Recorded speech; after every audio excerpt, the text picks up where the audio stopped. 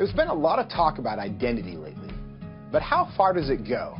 And is it possible to be wrong? We went to the University of Washington to find out. Are you aware of the debate happening in Washington State around the ability to access bathrooms, locker rooms, spas based on gender identity and gender expression?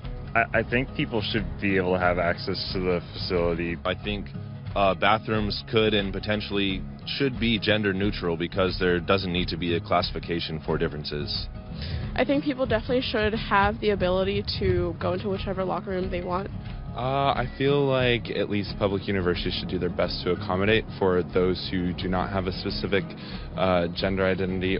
You know, whether you identify as male or female and whether your sex at birth is matching to that, you should be able to utilize the resources. So if I told you that I was a woman, what would your response be?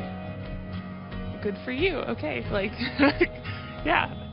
Nice to meet you. I'll be like, what? Really? I don't have a problem with it. I'd ask you how you came to that conclusion. If I told you that I was Chinese, what would your response be? I mean, I might be a little surprised, but I would say, good for you. Like, yeah, be who you are. I would maybe think you had some Chinese ancestor. I would ask you how you similarly came to that conclusion and why you came to that conclusion. I would have a lot of questions, just because on the outside I would assume that you're a white man. If I told you that I was 7 years old, what would your response be? I wouldn't believe that immediately. I probably wouldn't believe it, but I mean, it wouldn't really bother me that much to go out of my way and tell you, no, you're wrong. I'd just be like, oh, okay, he wants to say he's 7 years old. If you feel 7 at heart, then then so be it. Yeah, good for you.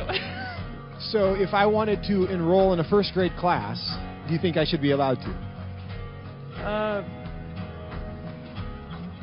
Probably not, I guess. I mean, unless you haven't completed first grade up to this point and for some reason need to do that now. If that's where you feel like mentally you should be, then I feel like there are communities that would accept you for that.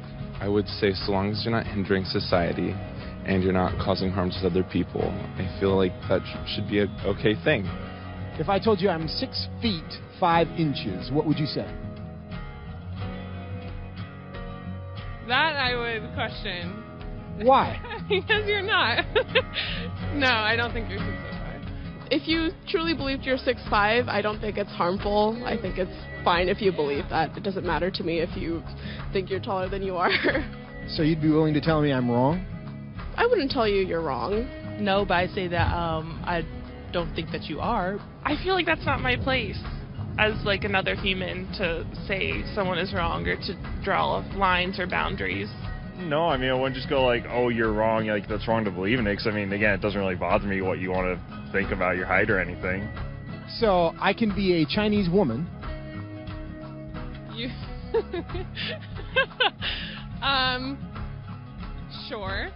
But I can't be a 6'5" Chinese woman. Yes.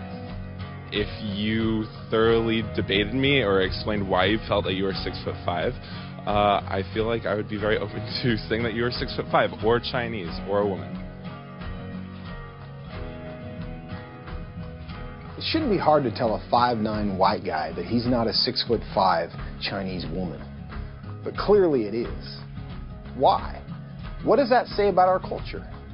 And what does that say about our ability to answer the questions that actually are difficult?